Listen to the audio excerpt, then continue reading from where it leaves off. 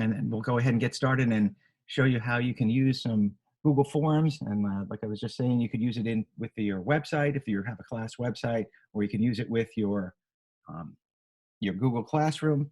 It's a great way to get feedback from students to see how they're, to see how they're doing, see how they're understanding some material, and and the like. So let's go ahead and we'll get started with that. So a couple ways to start out with forms right now. Hopefully everyone's seeing my screen. And what I can do is I'm going to open up a fresh tab. I've already signed into my Google account, but if you hadn't signed into yours, I would go up to the top address bar, type in google.com, and you'd see the blue sign in button in the top right. Just sign in with your school account. I usually like to use my school account. And then what I usually like to do after I'm signed in is I like to go to Google Drive.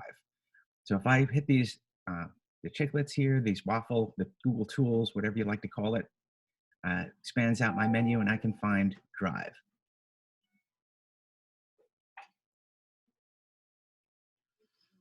Right. And once I'm in here, and the reason I like to go this way is I like to know where I'm putting my form, where am I filling it out. So I'm just going to put it in my classroom sample resources. So I just double clicked and now I'm in this folder. And you can do this for almost any document that you might make in Google. So I'm going to use the new button in the top left corner. And I have the ability to upload and such. I have the ability to create a Google Doc, slides, and sheets. But I like to go to more, and then under more, I have forms. And I can click on it here, or I have even more choices. Blank form from a template. Most of the time you don't have any templates to choose from. So I'm going to go with a blank form, start out fresh.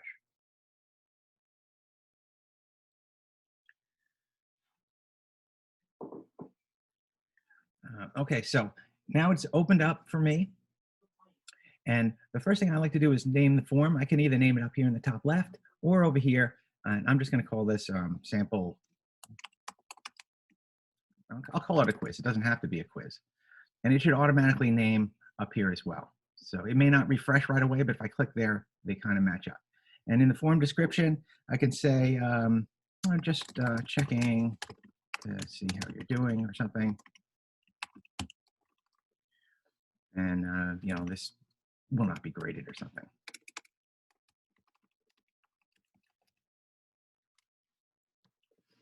All right, so all I've really done is just started clicking and typing, and it kind of sets me up with my first question. One other thing I might have forgotten to mention when I talked about logging in, I usually like to use Google Chrome. If you use the Google Chrome browser, you're going to have a lot easier time, I think, using making your quiz.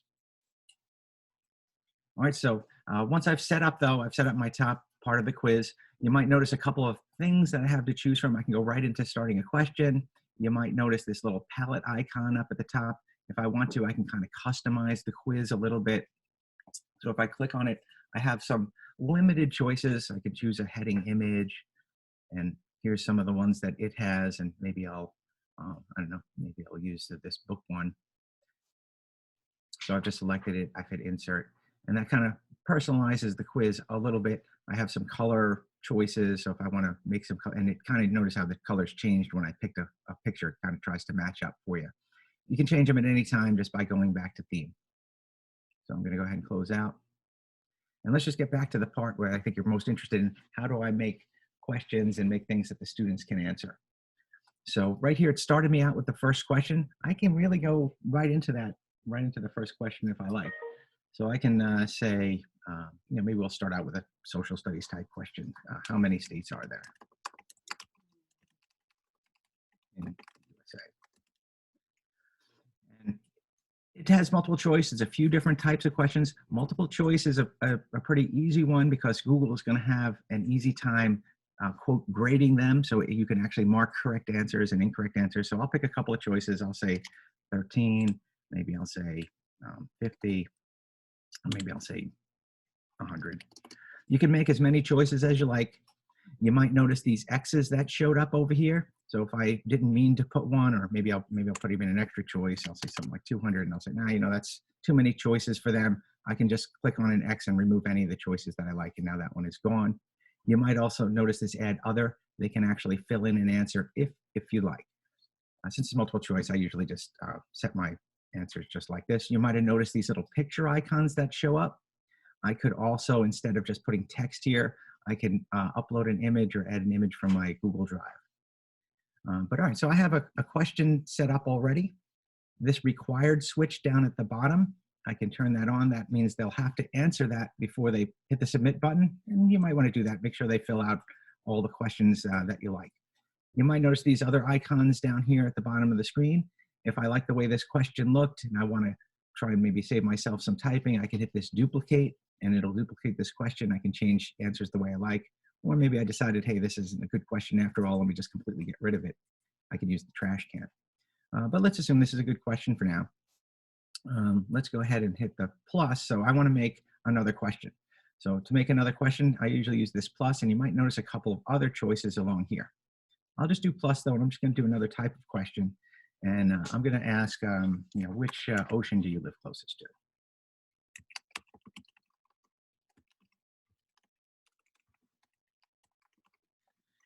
And maybe I want this to be a fill-in question. So I can hit this drop down and I'll choose this and I'll make this a short answer.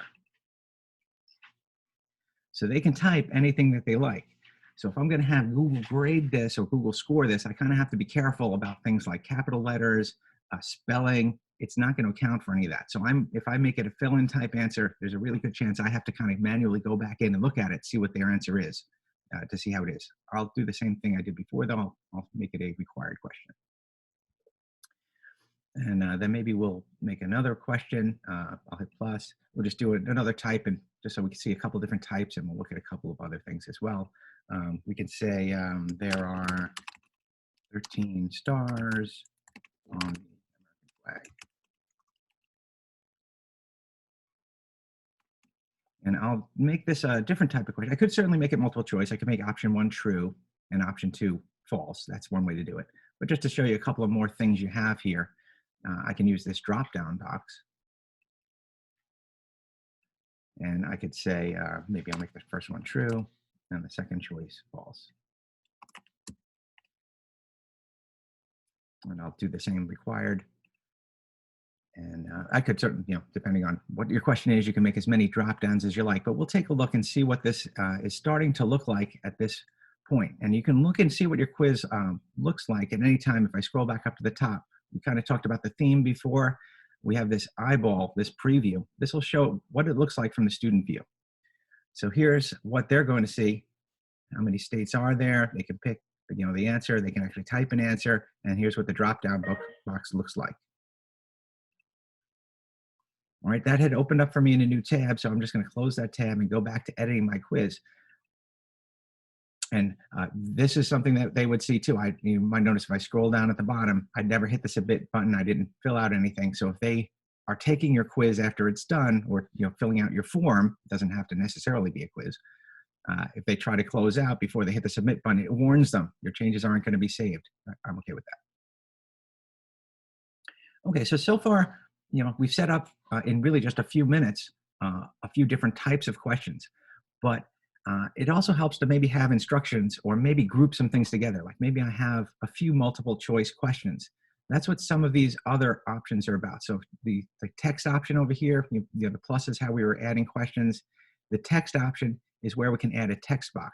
So I can say, maybe start out a little section. I'll hit this T. I think I did it twice. Okay, no, I didn't. If I hit this T, it opened up this section of just text, and I can say, choose the best answer for the following, 2 questions or something. Maybe there I go.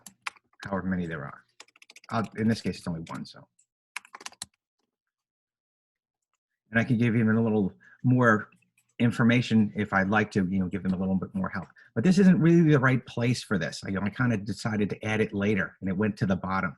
If you notice at the top, if I move my cursor around, I have this 4-headed arrow. So if I'm down here, I don't see it. If I'm down here, I don't see it. But when I move up to the top, I have the 4-headed arrow. I can click and hold and drag this to hopefully where I want it.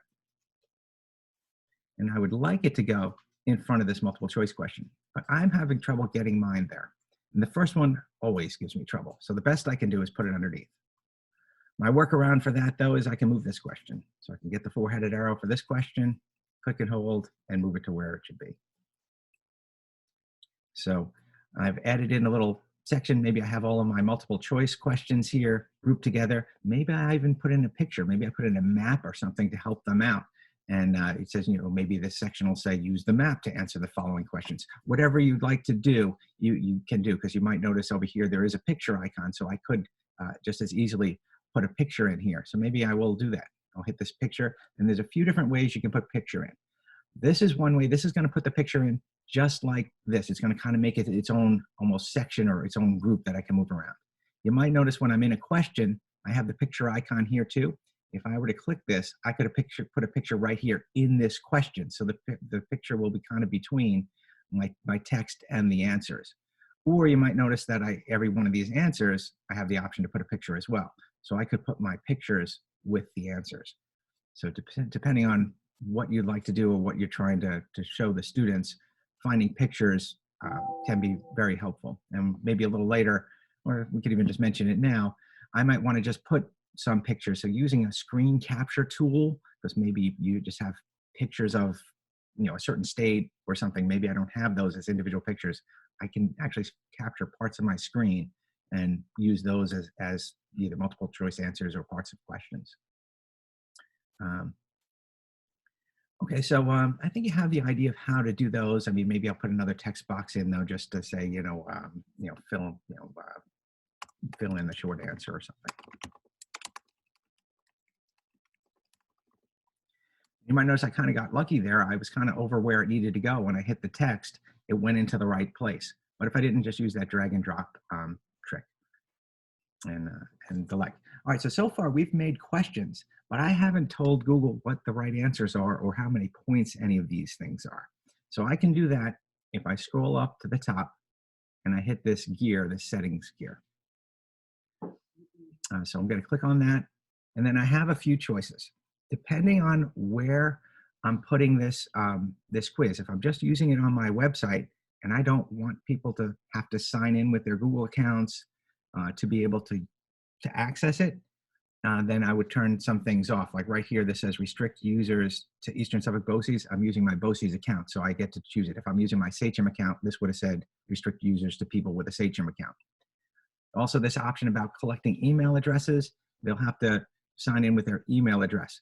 So if it's in my Google Classroom, I don't have to worry about any of these, because to get into Google Classroom, they're already signed in with their Google account. So you can turn them off or not as you please. They're definitely signed in.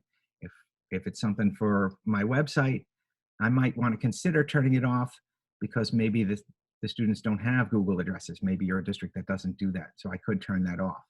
If I turn these off, though, I'm going to need some way of knowing who they are. So maybe on my form, I need to put in a name question. Maybe I need to put in, what class are you in, or who's your teacher, something like that. I'll just leave them off for now.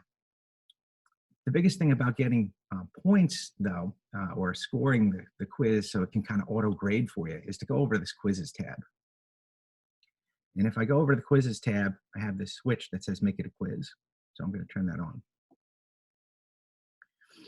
And then you have a couple of choices. Lock mode on Chromebook. That's something you can do at school if you have Chromebooks that lock. Since everyone's kind of at home, people will do it on any device. So we're not even going to talk about that. This release grade, if you do, as soon as they hit the submit button, it'll actually score the quiz for them and tell them how they did. And that's fine, especially if you have multiple choice or maybe even short answer. But keep in mind, if you do make any kind of essay question or anything that requires longer answers, or if, like my ocean question, if they spelled the word Atlantic wrong or maybe didn't capitalize it, and I did with my answer, we'll talk about that in a few minutes, but it'll get marked incorrect. You can manually fix that later, but sometimes it really bothers them if there's only 3 multiple choice questions and there's 7 fill in the blank questions and it looks like they got a 3. They don't like that. So you might want to consider the second choice. And these we can leave those as well, so your response can see the answers. That's helps them out to know what you had done there. So since I've made some changes, I do have to hit the save button in the top right corner. So I'm going to click on that. And now when I return to my quiz, I'm going to have some options. So here's the question on how many states there are. If I click on it, Now I have this extra things at the bottom. That happened because I went to settings and I turned this into a quiz. If I click on answer key at the bottom, it gives me the choice, the chance to choose the correct answer. So I'm going to go ahead and choose this. And I can also assign points to this question. If I want, if some questions are harder than others, you can make them be worth more points. But Google's not really going to convert it into a score out of 100 for you. If I only have 3 questions and I make them 1 point each, it's going to say the maximum score you can get is 3, and they're going to have 1 out of 3, 2 out of 3, or 3 out of 3. Depending on if you're okay with that or not, however many points you want to make them. If you want to make each question 10 points and make 10 questions, then it'll be scored out of 100. But really up to you on how you want to score them. I'll just make mine be worth 1 point for simplicity. And here, this one, which state do I live closest to, it with a fill-in answer? Well, I can still make an answer key. And I can still make it worth a point. But it says to add correct answer. So if I type in Atlantic Ocean, that will only get marked correct if they type it in exactly as I do. I mean, if they just type in Atlantic, since I've added that as another correct choice, it'll accept that as well.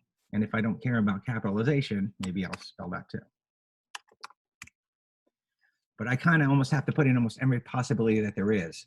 So there's a good chance that it might get marked incorrect, even if they just, maybe they type capital A for Atlantic and lower O for ocean. In my case here, since I didn't put that as a possibility of a right answer, it won't be scored correct. You can still manually fix that later, though. And this one's going to be an easy one with the answer key. When I do that, I can just say this one's true. And you can kind of see, I'll just even hit done for this one. At a glance, where the correct answers are. So let me actually go ahead and let's hit this eyeball to preview it, and let's see what it looks like for the students. So here they have the opportunity to go ahead and fill out our quiz, and I'll actually just take it. So this is what they would do. Now, how many states are there? I'm just going to pick this one. Fill in the short answer. I'll do this one.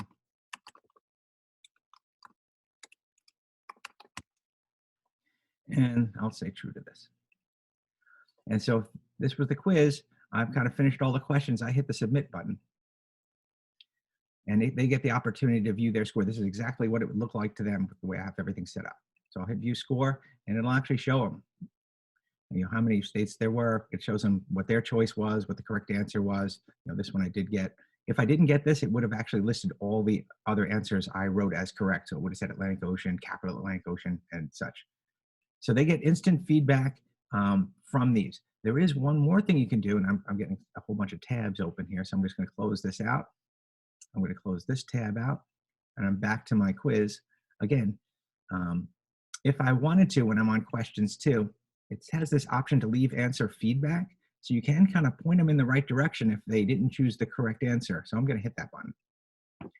And you can't give them feedback for each incorrect answer, but any incorrect answer, you could maybe give them a little tip. You could type something in here, and you'll help point them on the right path. You could even give feedback for when they did hit the correct answer. If I hit correct answer, anything I type in here, they would see. So even if I just put in, hey, good job or something, they would see that.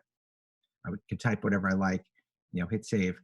Maybe if they did get it incorrect, though, on the incorrect answers, you might notice down here, there's a couple of choices. I could send them to a link. So I could link them to either maybe a reference sheet or something that I had, maybe some notes. I could link them to a web page. So maybe my feedback might say, you missed this one. Maybe you should review, this information below. Or I could have them send them to a video. So I'm going to cancel for that right now. And really, that is kind of really the basics of Drive. Oh, you know what? I should mention one other thing though.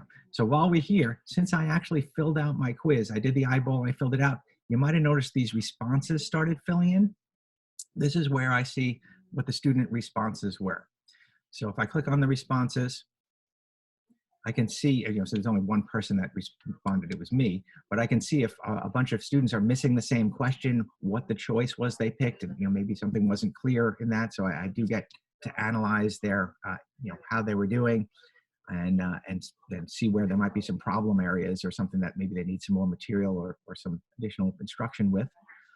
I can also look by question. So right now I'm getting the summary of everything. If I look by question, it'll show you how everyone did and what the responses were for questions.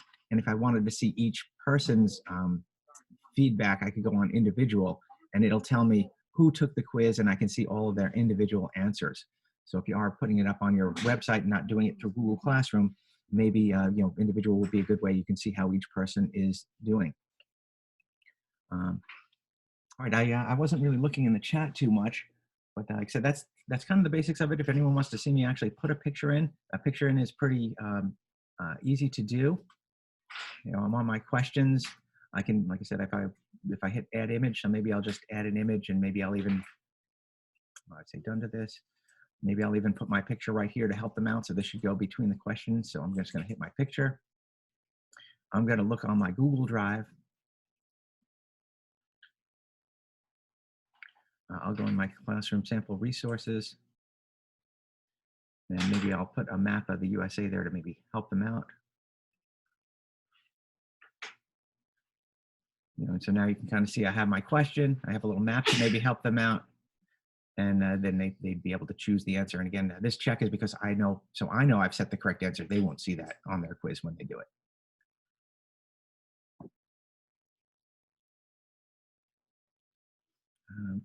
You also have the ability to show a video. The only problem with video here is it has to be a YouTube video. I cannot link to a video on my website, but I could, just as easily maybe put a little text instruction here. Maybe the instruction says, hey, watch the video that answer the following questions. As long as it's on YouTube, I can post that video up in here. They can watch it right in the quiz and see it. A little workaround to that too, it might be, if you're putting the quiz on your website or your Google Classroom is, maybe you have the video on your Google Drive. You can say, hey, watch this Google Drive, watch this video, and then click on the quiz button, and you'd be all set. But really, I want it to be kind of useful for you guys. I think you have enough information to kind of figure out how to use the tool. If you wanted to play with some of the other types of questions, that's certainly not a problem. You can, I'll just hit plus. Plus to add a question, and I'm not sure. Oh, it looks like I put it up here because of where I was. Again, not a problem because I could drag and drop. But if you want to look at some of the other questions, maybe we'll just talk about those for a minute. Short answer, we kind of saw you write just a short answer. If I was putting this on my website and I needed them to tell me their name, I would probably make that a short answer. Maybe I want them to explain something and I could ask for a paragraph type answer. They can give me a little essay type response. Check boxes is one that I would use if I wanted them to select multiple answers. So, maybe I have them read a story or something and, and have maybe some choices underneath and check off all the ones that apply or are true, like something like that. So they can select more than one correct answer is what a checkbox will do. Drop down, we saw with the true and false question. File upload. I can't really upload too many things to my file. Scale though, and multiple choice grid, that's kind of an alternative way. Linear scale is kind of like, choose, sort of like on a scale of 1 to 5, how do you feel about this? They can kind of choose 1 to 5 if you have a question like that. Multiple choice grid is kind of neat. That's a little bit of a matrix. So it might be a good way to do kind of a matching activity if you have some columns going across the top that have some categories, and maybe the left side have some questions. They can kind of match up things that go together. That's so multiple choice grid can be used for that. But really, that's kind of about it for forms. So if you don't mind, maybe we'll open it up to some questions. I hadn't been looking in the chat, so I apologize for that. But I would catch up in the chat if anyone had anything we'd like to talk about, or if anyone wanted to unmute your mic, we can certainly do that as well. Bill, there's quite a few questions about just transferring or sharing a form with colleagues. So maybe you might want to just show that process. Yes. Okay. So, and I'm sorry, and I really left out one of the most important parts too. So let me just rewind for a second. So I'd made my form. I showed you how to preview it with the eye. If I wanted to put it on my website, if I wanted to put it in my Google Classroom, you can certainly from inside Classroom or your website, go to Google Drive, find your form and put it on. But I can also use this send button. And we at Sachem don't have email turned on for students, but we could certainly use this link. I can go ahead and copy my link and post this up on my website. I could send this out in a remind, or I could do some other things. But this link is what you want to send to the people or paste into your website, paste into your Google Classroom. Or you could use the method of grabbing something from my Google Drive. Like on sites, it has the ability to put in something from Drive. You could certainly put in the form that way as well. And then we were also asking about collaborating, because you might want to collaborate with some other people. So I'm going to hit these three dots that I didn't really talk about. So these three dots, I can go ahead and add collaborators this way. So if I add collaborators, I can go ahead and down here where it says invite people, I can type people's names. So if I'm at Sachem, I'll want to type in whoever I'm collaborating with at sachem.edu. And you can either put commas between them or just invite them one at a time.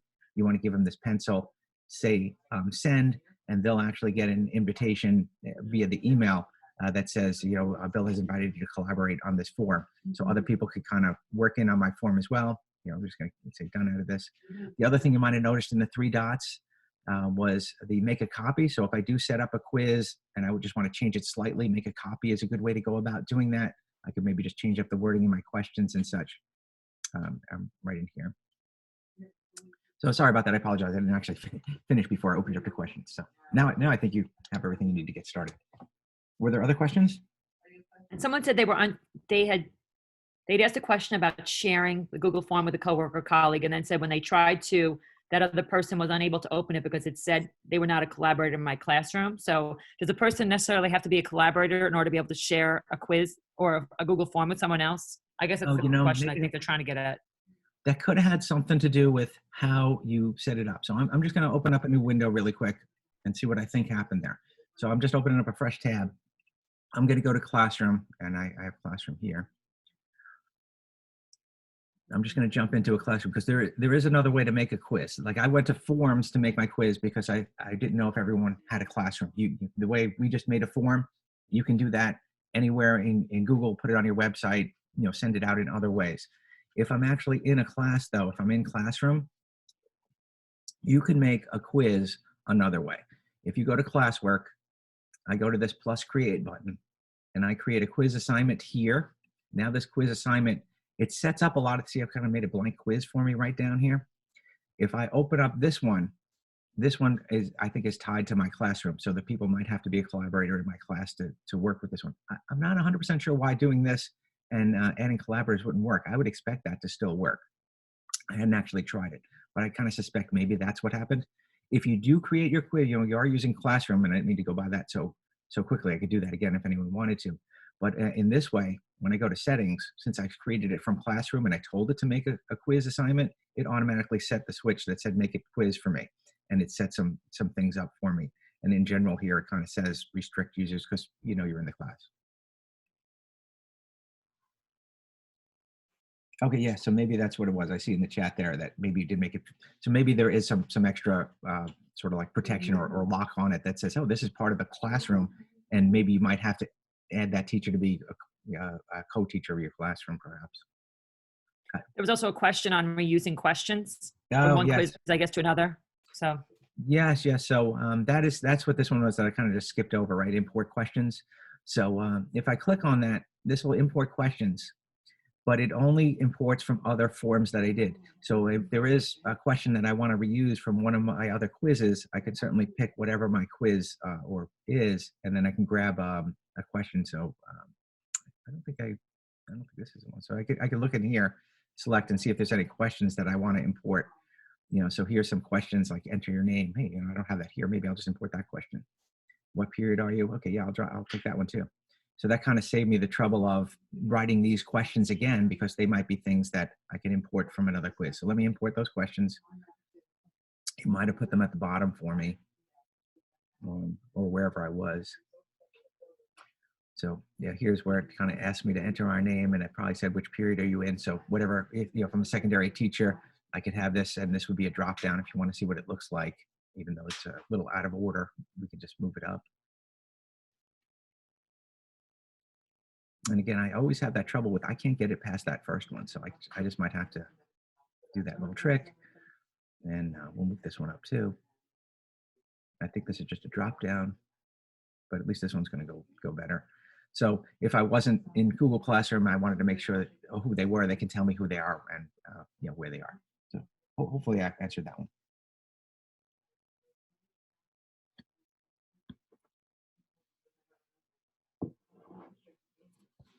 Were there other ones in the chat or any ones that I didn't get to yet? Bill, can you hear me? Yes, hello. Okay, so my question is, if I create a form and share it with a colleague and then delete it in my drive, is it still viable in their drive? Yeah, no, let me let me go back to my drive for a second. So I'm just going to click on this drive tab. And you see all these things here that I'm owner of, and it says owner of me. I can share this with whoever I like, but I'm still the owner. So if I go ahead and throw this in the trash, like if I just right click on it and remove it, anyone that I shared it with, because I'm the owner, is going to lose access to it as well. So that's something to kind of be aware of if you get rid of something that you shared with other people. A way to really kind of work around that is if someone shared something with me, let's just say this quiz that we were working on, maybe I wasn't the owner, but I'm a collaborator on it. I could just hit the 3 dots. I could make a copy. When I make the copy, I'm the owner of the copy. So I can rename it and I could call it, Bill's sample quiz. So I know it's mine and I don't have to worry with what the original person did.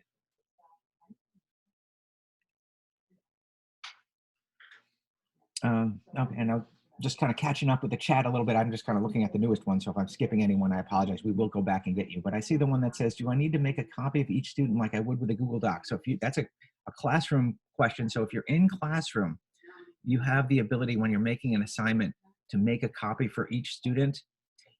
Forms are a little different because they just fill out. So you don't really have to do that. As long as the form is there, they kind of automatically get their own copy. That's a question I get sometimes too. If you make something rather lengthy or something that might be like an open book kind of, show me what you know about things. If it's going to be something that takes a while, they can't really save it and come back to it because every time I make this form, every time I kind of go to a fill out form, I hit this preview, it makes a new link.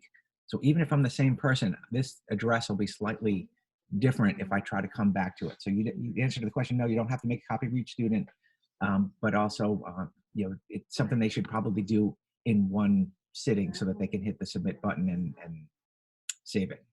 There's no real easy workaround to coming back to your form if somebody closes out their window.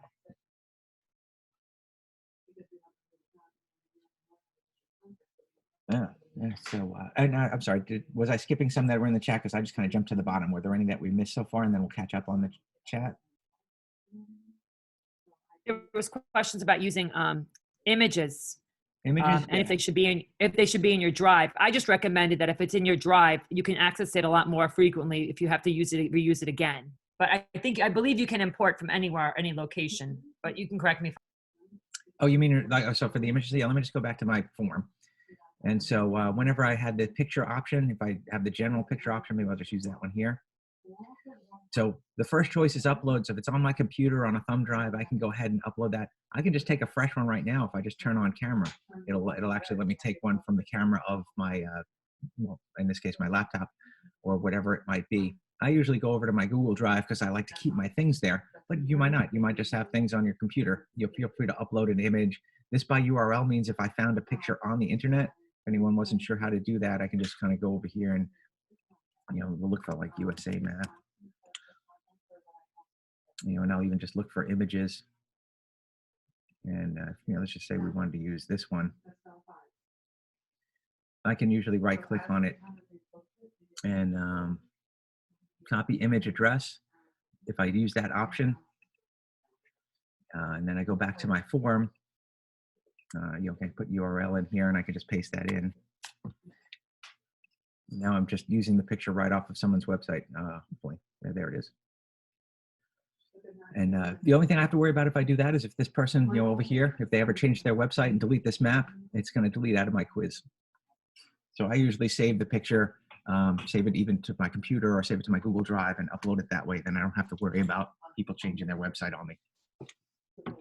And there was another one asking about people sending pictures, right? If students wanted to turn in pictures. Did I see that question? There's 2 questions about sending in pictures and assignments, and I don't know if they have Google Classrooms. I'm kind of reading through it. And there was also a question about exporting grades. Oh, yes. Okay. So we'll look at the exporting grades. Those are related to classroom as well, I think. So let me open my classroom back up again because I think I closed it. So I'll just go to classroom. I'll just use this one. All right, and we said something about the first one I think I said how do students turn in a picture? There's a couple of different ways they can do it. If you're using Classroom, what I would do is kind of make an assignment. So I'll just go to classwork. I'll hit create, and I just do this kind of quickly because I'm not sure if everyone's familiar with Classroom, but we can always answer that question too if you have one. I'll just make it a quick assignment. I'll say upload a picture of your drawing or something. We'll just assume it was that. And I'm just going to hit this assignment. It doesn't look like I did too much else, but when the students see it, I'm going to click on that. I'm not going to be able to see how they see it unless I log in as a student, which I can do. Let me show you what it looks like from their point of view really quick. It'll only take a minute. Let me just see if I can do that for you.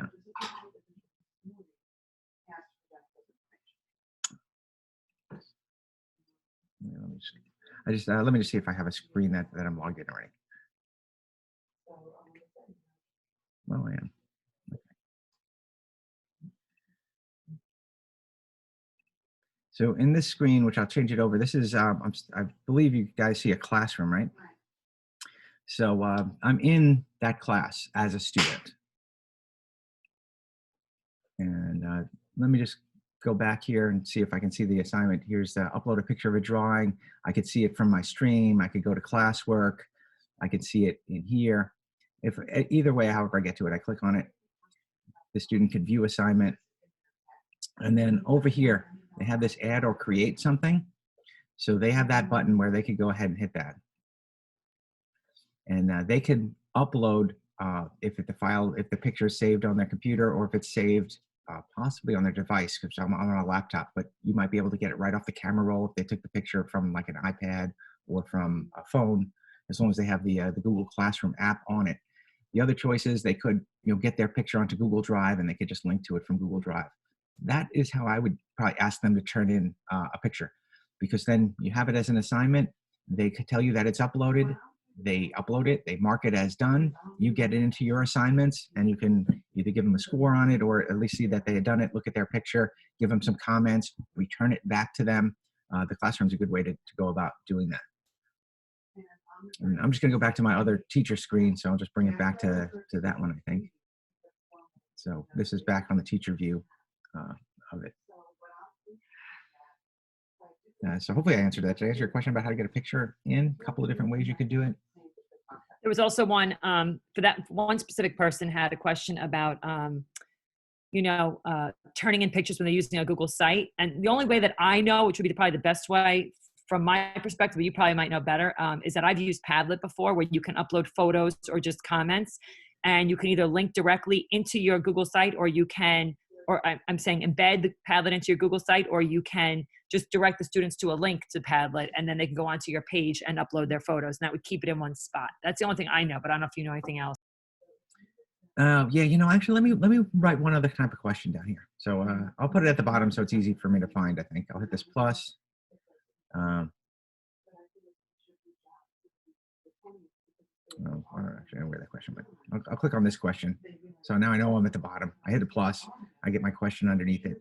This file upload, let correspondents upload files to Drive. So they can upload almost anything. So if they can get their picture into my quiz, well, we can go ahead and let them do that. I'll say continue. But it does give me some caveats here. Files will be uploaded from the owner's Google Drive. They'll have to sign in with Google when uploading. So if you're using Classroom, it's not going to be a problem. But if you're using Classroom, I probably would have done that, that create thing we just looked at a few seconds ago. This way, if you're putting it on your website, they're still going to have a Google account. But if I continue, kind of gives me the warnings. And as soon as this is ready, I can say, upload whatever it is. It gives them the ability, and let's just, we'll leave these all as it is. and I'll just go ahead and view it so you can see what that bottom question looks like. Right, so I give them the I could have more instruction than upload, but they can go ahead and attach a file and put it into my quiz. So like I said, the only thing I don't like is then you do have to have, sign in with your Google account. Somebody has to sign in with a Google account to make that work, but they could add a file. I'll just look what it looks like. I'll hit add file. It gives me the ability to go ahead and upload it. So if it's on my computer, I can grab it. And if it's already in my drive, I can grab it. So you do have that option as well in the form. Like I said, it just has those couple of restrictions. Forms is pretty easy to use. It's a great way to get things in, but some of the questions and things you can do is it does have limitations. So the simplicity kind of gives you limitations. Another question I get a lot of times is, can I put things like chemistry formulas in there? Can you put subscripts? No, you kind of can work around it, but it doesn't let you do it. Can I put in exponents? No, I can't put in like x squared plus 3. I can't do things like that. What you can do though, is you can put pictures in though. So if you have a picture of a chemistry formula, or you have a picture of a math equation, you have to put them almost everything in as pictures. And let me just go back to my editable form. And you can kind of see how that might get a little tricky. I mean, if all your answers are going to be pictures, you'll be uploading a lot of different images. And if you use some kind of screen capture device, you can still use forms for that. But maybe if you're doing, you need to do something, you might need to use a different tool.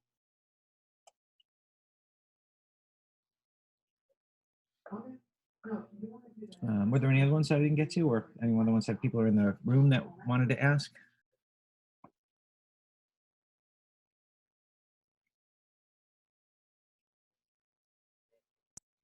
Maybe if they want to unmute themselves, they can ask some questions. I'm not sure if I'm trying to catch up here, so I don't know what everyone else has. Yeah, sure thing. Hey, Bill, Yes. this is it's Jen Bennett, Samoset Band. Yeah, A lot how of are you us doing? music teachers are trying to get the kids to upload practice videos. But I Right. realize with Classroom, I have to specifically assign, and then they can only upload that one video. That last question you just added to your quiz Yeah, seems to be a possible workaround. Oh, yeah. Yeah, that upload is definitely can be used, and I know, and you're at Sachem, so the kids all have their Google accounts. They can sign in with their Google account. You can put that in. You can even put a couple of them in. Hey, upload, the thing you did to practice on Monday. Upload your practice from Wednesday. How about your practice video from Friday? If you wanted to do it all on one quiz. Okay, great. Yeah, and I call it a quiz, but it's technically a form. I mean, I just think it's more useful when you turn on an answer key and you can give them feedback. But certainly questions can be in opinions. You can do that scale on a scale of 1 to 5. How have you been doing? You have Right. no right answer to that. Right. Okay, that's Bill, great. 'Cause a lot of I the had a kids quick are trying to question do that. about, this has been like pretty helpful to me. So I wanted to know if there's a way I can like rewatch this. I know you're recording it. Yes. So I'm recording it. I'm going to put it in a couple places. It'll be on the BOCES webpage, which I think Kelly put in on here. You're at Sachem. So if you're at Sachem, I've been putting a lot of our things. I'll just show you where that is too. So if I hit plus, I go, and there's a lot of Sachem people in this one. So if I go to edtechtrainers.org, and I could send you that link if anyone wants that to me. I think I have a list of everyone that was in the webinar. I can send you that. Yeah, that'd be great. Yeah. So if I, then of course that I either typed it wrong or something. Try it one more time. I think it's going to work this time. I thought, well, maybe not. I mean, I don't know. Oh, yeah, you know what? I'm not on my Sachem account, so I can't see it. So if I was on my Sachem account, you'd see it. I'll send you the link though. So you do have to be in Sachem to see it. And Okay. There's a distance learning tab that has links to all of the videos that I've been doing and a bunch of other distance learning help. So if you're at Sachem, I'll send everyone that's in the webinar the link to that. Thank you. Sure. Yeah. And if you're not at Sachem, I'm sorry, you'll get that same error I did. Okay. So, but for everyone else, Kelly sent the link in the chat, so that's where the webinar is going to be. Also, probably in about half hour to an hour, I'll have it posted up there. Were there any other questions that I missed, or something in the chat that I might have? Showing the upload a photo from a phone.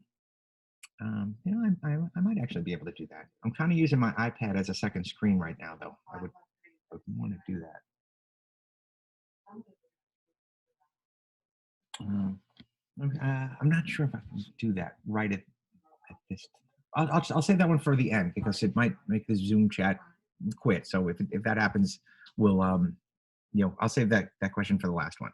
So were there any other questions though that people might have had, or something that you might have had about forms or the other Google products really for that matter?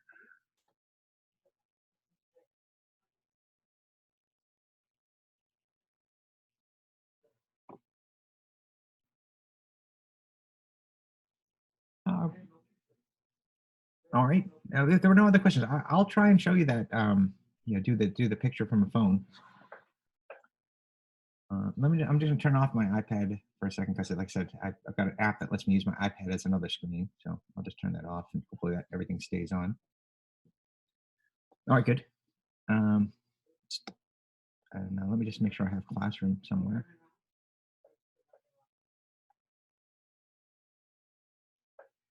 So apologize for the delay. I'm just finding it on my iPad.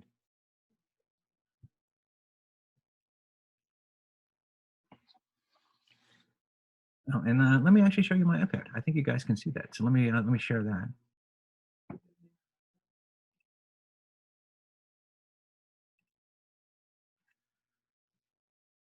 So are you guys seeing my iPad? Oh, now you are, right? So now I think you guys are seeing my. Yeah, we see it, Bill. Oh, okay, good. Let me just switch out of here.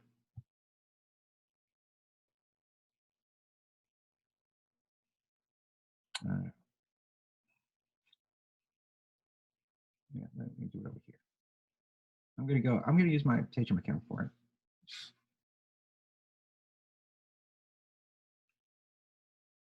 Because that was actually my son's account. So I would have been submitting work to his classes. I didn't want to do that.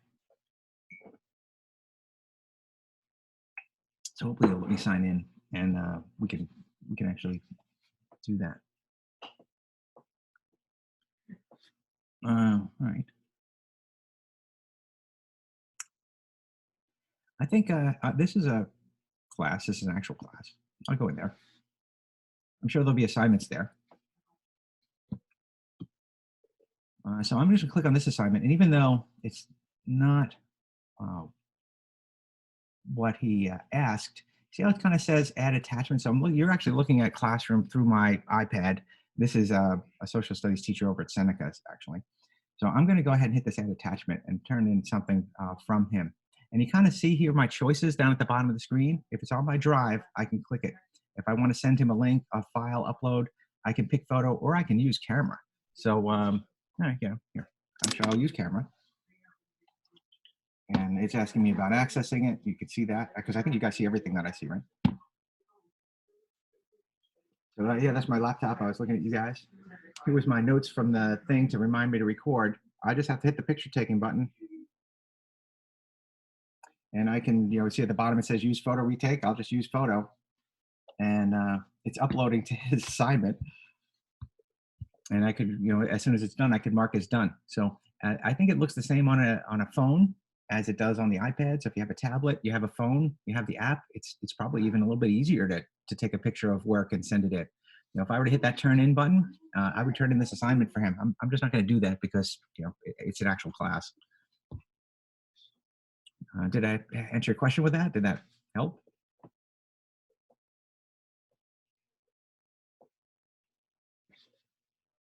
And I'll just go back to my regular screen so you can see that again. I think it's this one. And I think you guys are back on my screen. Can you attach a photo saved on a phone to a document? Yes, it would be almost the same way as I just did, and maybe you were in for that. Maybe I just didn't catch up on the chat until just now.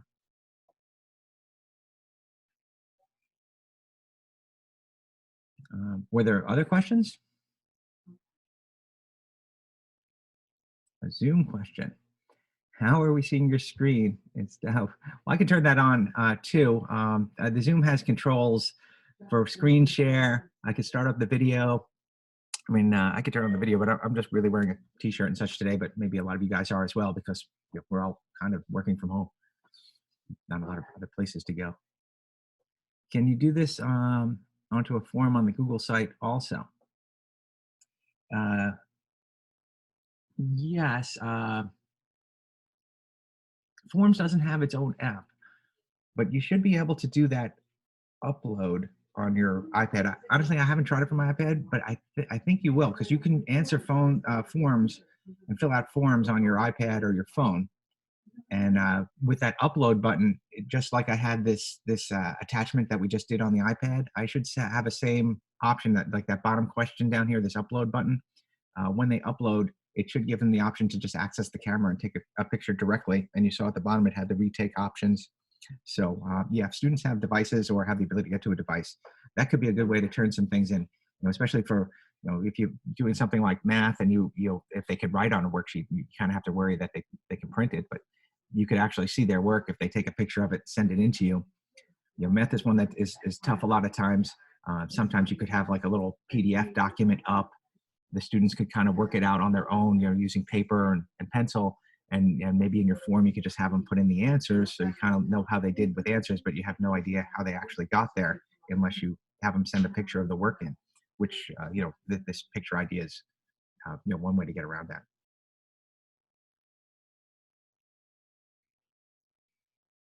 Oh, so you're saying like when I'm doing my form, when I'm creating the form as a teacher, is that what the last question there is from Marianne?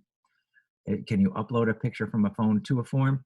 I can definitely do that in one of a couple of ways.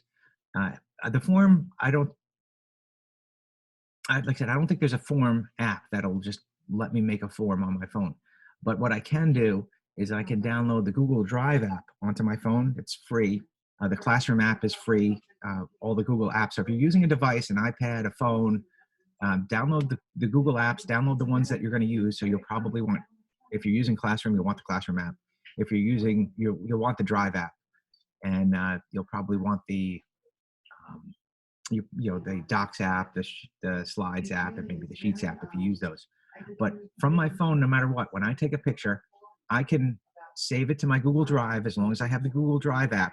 And so it's gone from my phone into Google Drive. And then from Google Drive, I could launch up on my computer the Forms app, and you know, now the pictures are all in my Google Drive, and I can insert them that way. Oh, and someone wanted to see a little bit of a matching question. Sure, we can do that. Maybe I'll go down to the bottom of the form here as well, and I'm just gonna add you know, we'll try and think of a quick matching that we could do. So let me just do that. So let me hit the plus. I just have to move some things because without my second screen now, all the Zoom material is kind of in the way. So I'll hit plus. And we said we could do a type matching type question. So I think I'm going to do this multiple choice type grid. And what I would do with that, let me try and think of some things we can put here. So maybe we want, you know, a match each, I don't know, vehicle. It's, I don't know, whatever goes with it.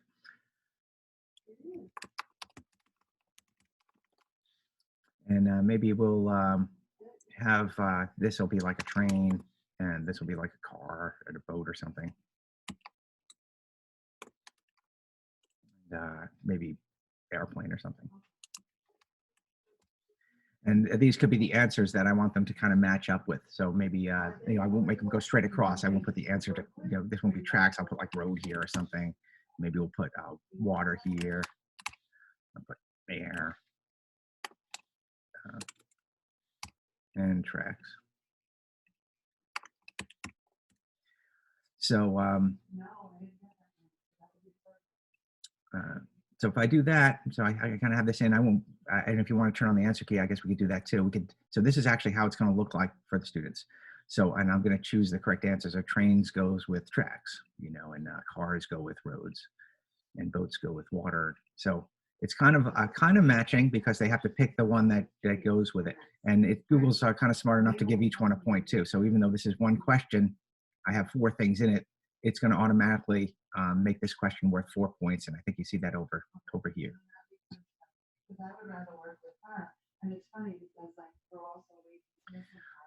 So hopefully that answered your question on that. I can say done here, and yeah, and that's sort of a good way to get a matching game or matching type going.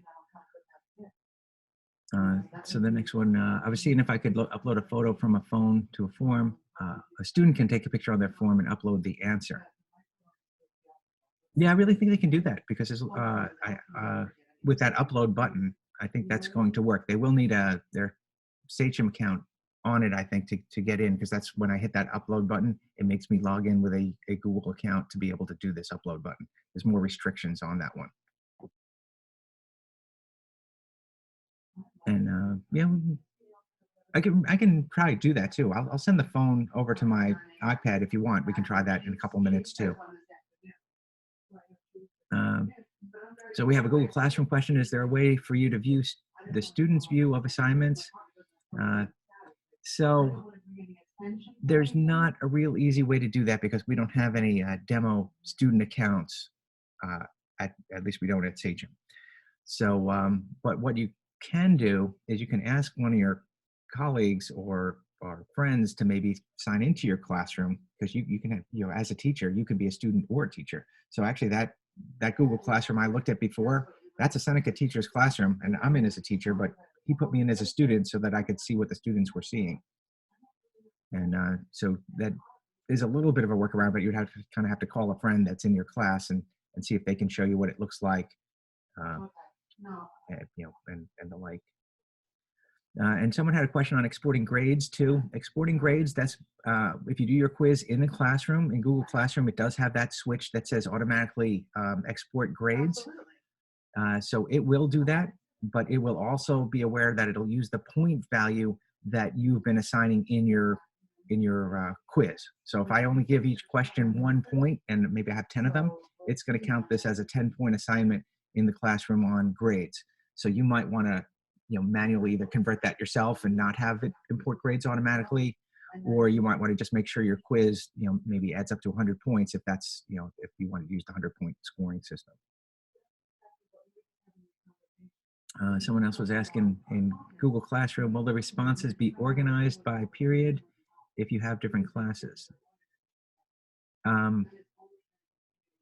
Yes, actually, because you probably made the quiz in each of your classes. So if you had a class for like period 1, period 3, period 5, those quizzes will be in each of those classrooms separately. So you don't actually have to go back to your form. Like if I made my form here, if I can scroll up to the top, and see my responses. If you do go to your form, you will see, maybe you have 150 kids, you'll see 150 responses. You could look at it that way. And that might not be a bad way to look at it if you're looking for trends and seeing, oh, this was a concept they had trouble with across all my classes. They had trouble with this, so you might want to look at it for trends. But if you want to look at it for each individual class, I would go look at it from inside the classroom. And you should be able to see what each person's score was and find them a little more, it'd be a little more manageable that way.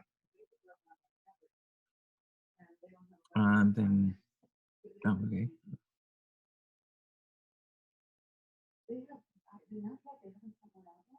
Yes. Okay. You know what? Actually, I'm glad that last question came up. You can organize by class period. So actually, I think in this one I do have that. So here in this drop down, let's just look at this really quick. I'll hit the I. So this is the student view again, or people taking the quiz. I'll put my name in here. Which period am I? Period 7 or period 5, whatever it is. When I fill out the rest of the quiz and hit submit, which I probably have to because I think they might be required questions.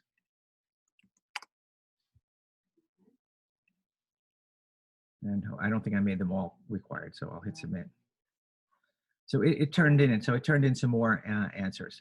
So something that I like to do, and I'm just going to move some things out of the way for myself, is in these responses. I didn't talk about this extra little piece. So in responses, you might have noticed this little thing, this sheets. So I can look at responses here, but if I look at it here, this creates a Google sheet of responses. Let me click on that.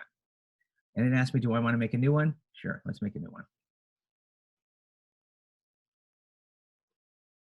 And right now it's kind of working on it, and hopefully it'll make a sheet in a few seconds, and I think it'll show up as a tab in the top.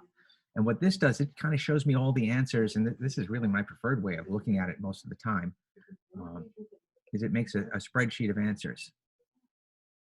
So here is the spreadsheet that it would make, and you can imagine this being filled out with more people. It even gives me a timestamp. When did they do it? Doesn't tell me how long they spent on it, but it tells me when they turned it in, and here are what all their answers are.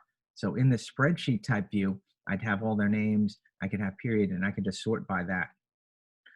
So I could, sort just if I just sort, especially because I made it a drop down. So you don't want them to type it themselves, because some people just write a 5. Some people might write out the word FIVE, or fifth, FIFTH. So give them a drop down, give them a choice, and then sort. And then this would all sort in order for me. So all period 1 kids would be on the top, all period 2 kids would be underneath.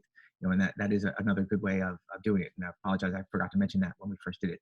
A lot of times I like to look at my answers in a spreadsheet form. Here's all the questions, here's all their answers. You can do spreadsheet things here. I mean, you can sort and, sort all the correct answers, incorrect answers. If I was collecting their names, I can see who was having trouble and such.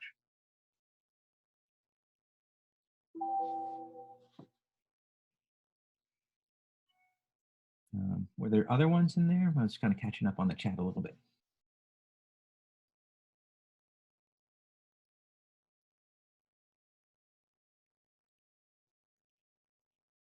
Can you make the question come in random order? Yes, you definitely can. When you make it a quiz, whenever I go back to my quiz for a second, if I hit this gear in the quiz section, so maybe I did that a little quickly. Let me just do that again. So I went back to my quiz where I'm editing my quiz. I'm setting it up. I hit the gear. I went over to the quizzes section.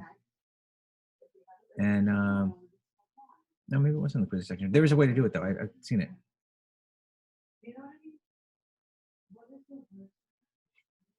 Oh, maybe it's in the presentation part of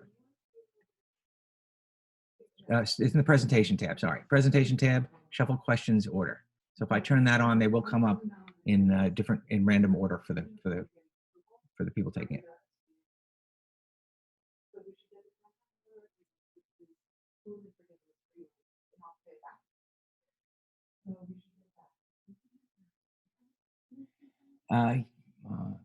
So I was up to the random order question, I think. So then it says, if I have an existing quiz in Docs, can I import all the questions into forms, or do you need to retype them?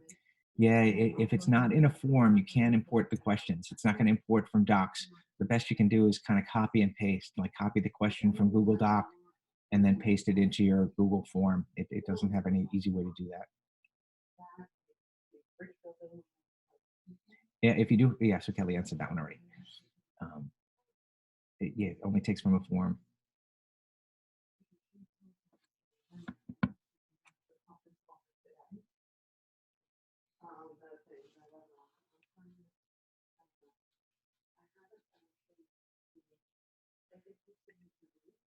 Right. So were there any others or anything that I missed? If anyone want to unmute and such. Can you go over how you made that grid question again? Oh yeah, sure thing. I might have done that kind of quickly. Sorry about that. So let's go. So here I'm in the quiz. I'm looking at responses. So I'm just going to go to questions, and to make the grid question, I'll just since I'm on this one, I'll just hit plus. We'll just do a fresh question. So I'll just say matching or something so they know. And I told it to multiple choice grid. So I went to the drop down. It was one of these ones towards the bottom. So because I knew there was only going to be one right answer that went with each. Chatbox grid is similar to multiple choice grid, except for you might need to reuse some of your answers. So maybe, with using my road and water one, if you had to use the same answer more than once, that might work too. But anyway, multiple choice grid.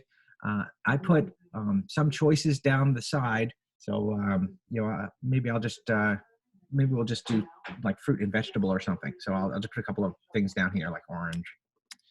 And maybe I'll put something like corn and maybe apple, just to have a couple.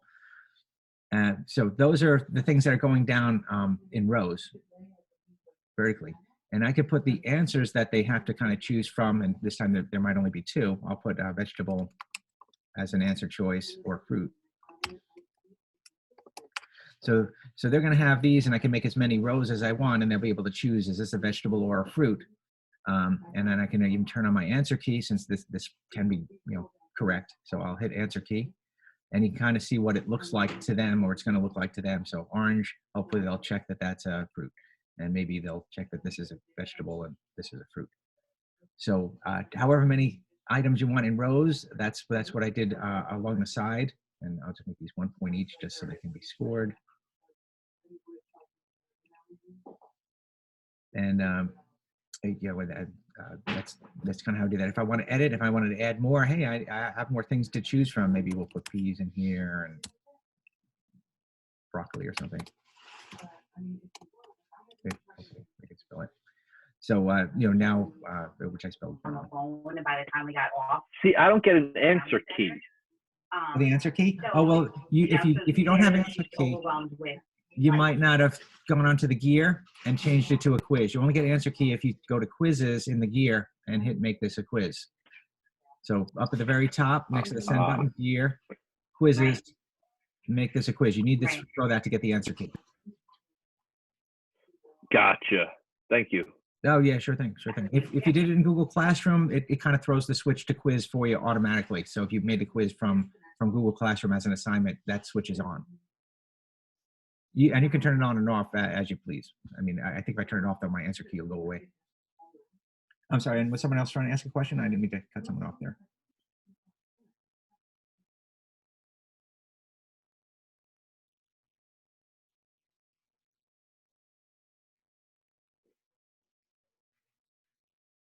Were there any others? Should I answer that person's question about the photo and getting the photo off your phone into the form? I know that got asked a couple of times. Did I answer that, or did anyone need to see that?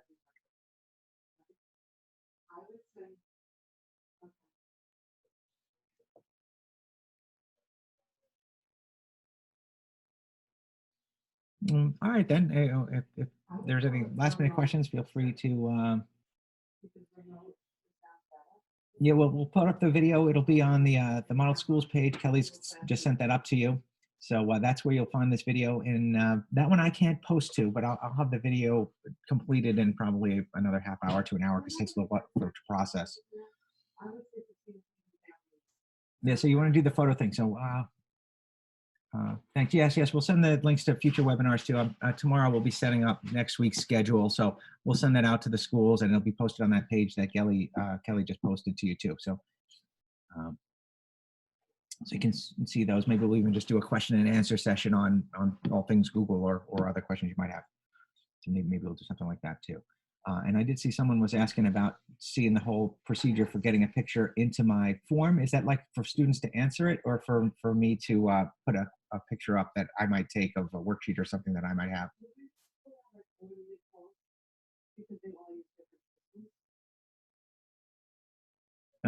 So for students to answer. And will you be using Classroom or no Classroom? You just want to see how it uploads from this form?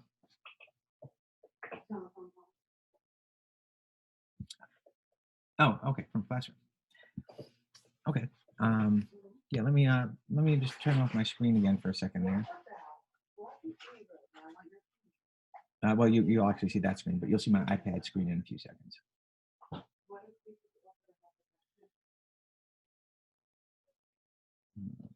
I just got to find my Google folder because that's where Classroom is for me. So hey, I'll try and share the iPad screen back to you.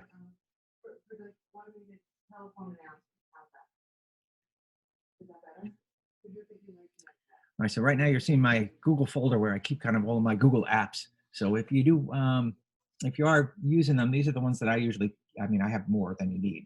But the ones you might need, I like Classroom. I like if you're using Classroom Drive, I definitely have on there all the time. If you want to open up things in doc sheets or slides, that's why I have those.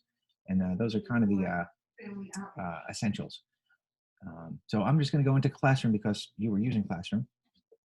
Oh, and this is still up from before. I never actually turned it in. So let me just get rid of this for a second. Now maybe I'll pick on someone else's class. So I'm in my Classroom app. You know, this is how the app looks if you hadn't seen the Classroom app.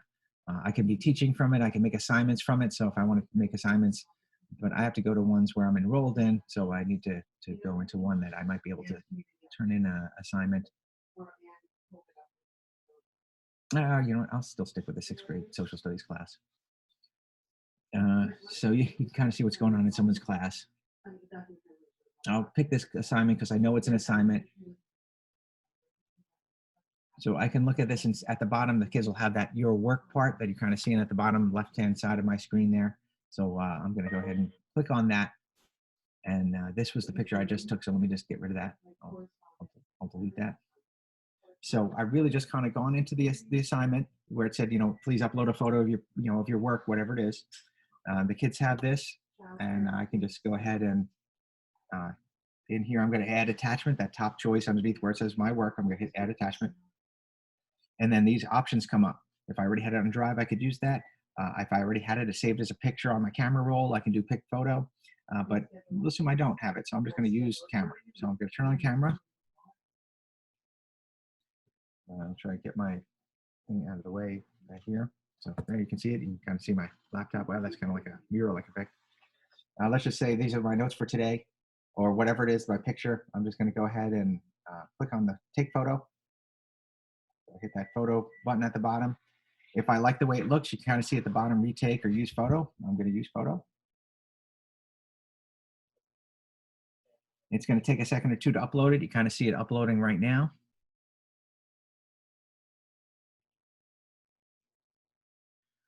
And I could send, if I wanted to, I could add a comment to him, like the private comments and such. I could, say this was it. You kind of see the picture just showed up there. That means it just finally uploaded. If I needed to take more pictures, maybe I had more than one picture or something else, I could add more attachments. And if not, if this looks good, I could just actually hit that turn in button, and that'll turn it in as my assignment, for the teacher in classroom. Right. So I'm just not going to hit that because then he's going to actually get that I turned it in. So did I cover it? Did I clear it up a little bit?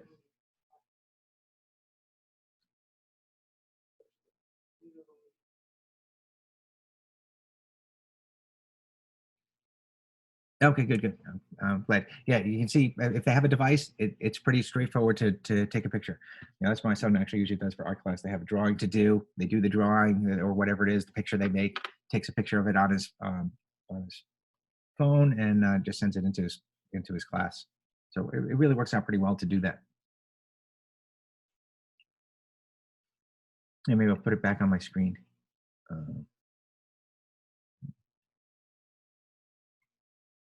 This one, I think. Yeah, so you're back on this one. Did anyone have any other questions?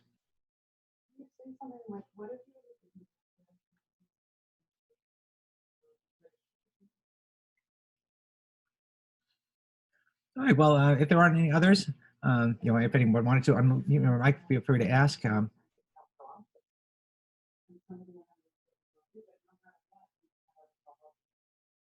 No, sure thing. You're welcome, and thanks everyone for joining this morning. Hopefully you found it helpful. Hopefully you found it a good way to get you started using forms, or maybe answer questions you might have had on forms, whether you want to use it with your Google site or whatever website you have to kind of get feedback from the students, or with your Google Classroom. Like I said, hopefully you found it helpful, and hopefully, like I said, the recording will be there. We'll put it up in a little while. And so you can either refer back, or always feel free. I put my contact information on the first slide, so you can always feel free to reach out, email, and we'll try and help everyone out. Not then. Hopefully everyone gets to enjoy some of the day. It seems like a nice day out. Hopefully everyone is staying healthy and sane in our quarantine situation.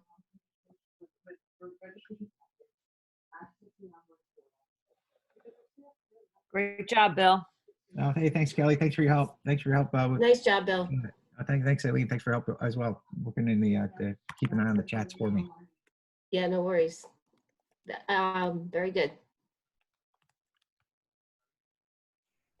All right. So I'll see you soon, Bill. We'll chat, I'm sure. Yes. I'm sure we'll see it again. Maybe we'll see some people, next week in next week's sessions, whatever ones we decide to put up there.